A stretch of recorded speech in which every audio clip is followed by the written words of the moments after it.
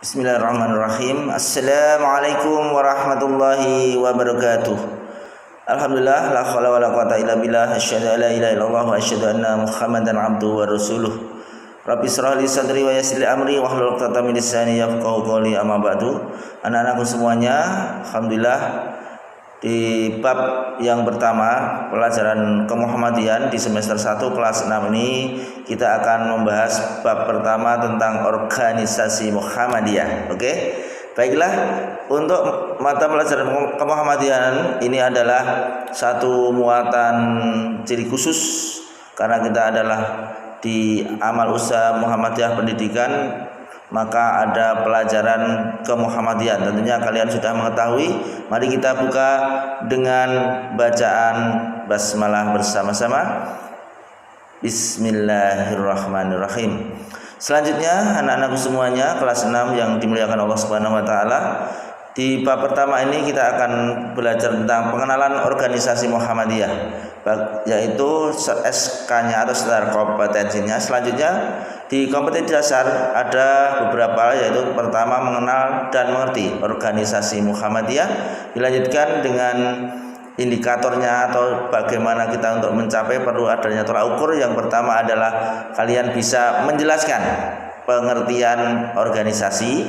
Yang kedua yaitu berkaitan dengan bagaimana Anda bisa menyebutkan manfaat organisasi, dan yang ketiga yaitu menjelaskan bagaimana Muhammadiyah itu adalah sebagai suatu atau sebuah organisasi.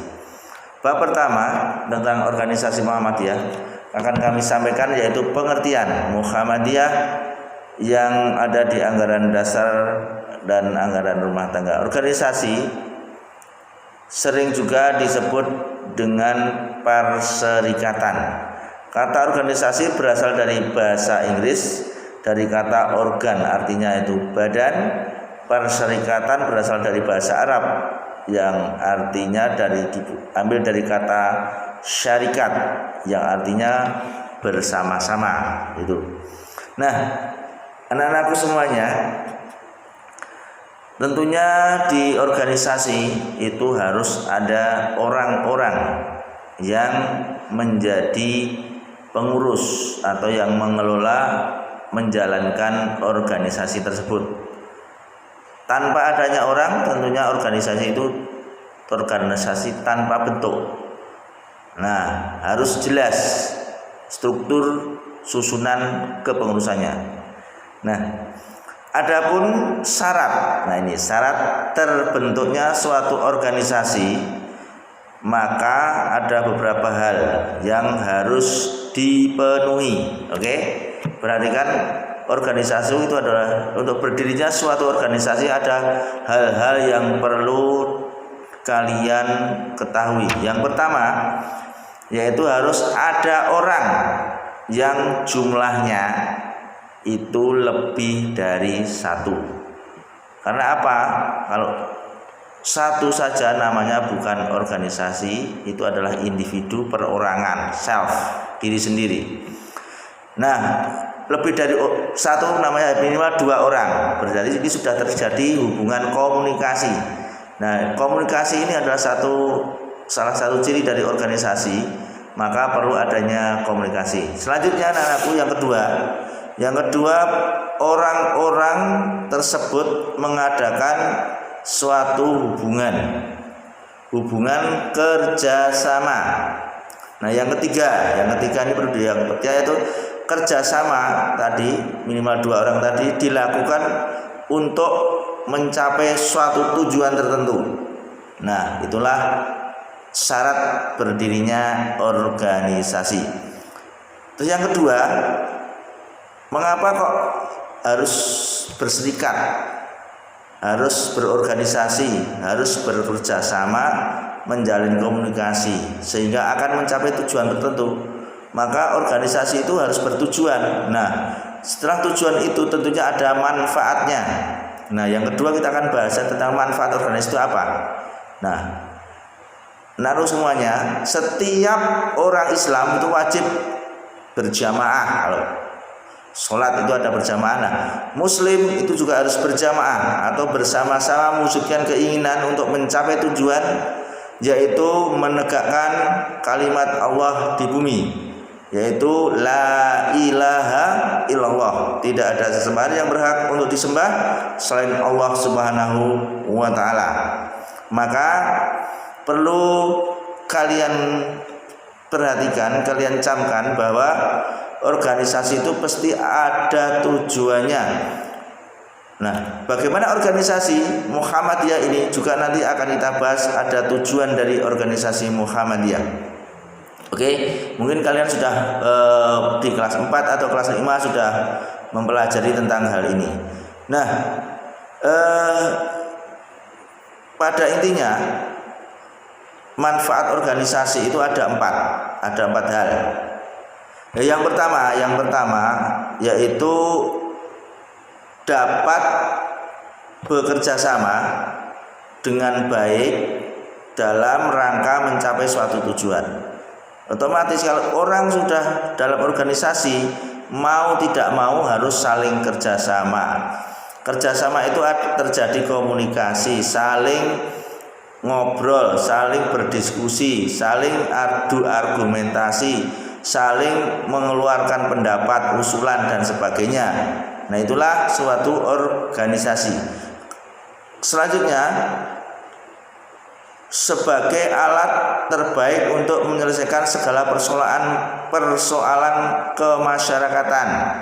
Nah, ini adalah satu tujuan manfaatnya, yaitu sebagai alat untuk menyelesaikan suatu persoalan yang ada di masyarakat kita. Nah, itulah manfaat yang kedua. Yang ketiga, anak-anak semua perlu perhatikan, dapat menghemat tenaga, biaya dan waktu. Mengapa kok demikian? Karena untuk menyelesaikan satu persoalan, kalau hanya kita diri sendiri, maka pikiran akan terperas, tenaga juga akan lebih banyak menyelesaikan sesuatu persoalan tersebut. Kadang malah biaya ditanggung sendiri, otomatis ya itulah banyak tenaga, biaya dan waktu. Nah, sehingga kalau dalam organisasi bersama-sama maka akan menghemat tenaga, biaya dan waktu. Terus yang keempat, pekerjaan yang berat pun jika dikerjakan dengan bersama-sama akan menjadi terasa ringan, cepat selesai dan membuahkan hasil yang lebih memuaskan. Mengapa demikian? Coba diskusikan dengan teman-temanmu. Oke, mengapa kok bisa seperti itu? Nah, salah satu kata kuncinya adalah apa? Kata kuncinya adalah dengan bekerja sama. Kata kuncinya dengan bekerja sama.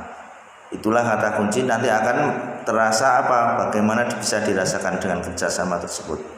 Terus yang ketiga, anak-anakku semuanya, yang akan kita sampaikan adalah bagaimana Muhammadiyah itu juga sebagai perwujudan suatu organisasi. Nah, Muhammadiyah adalah suatu organisasi yang di dalamnya itu ada beberapa syarat yang harus dipenuhi.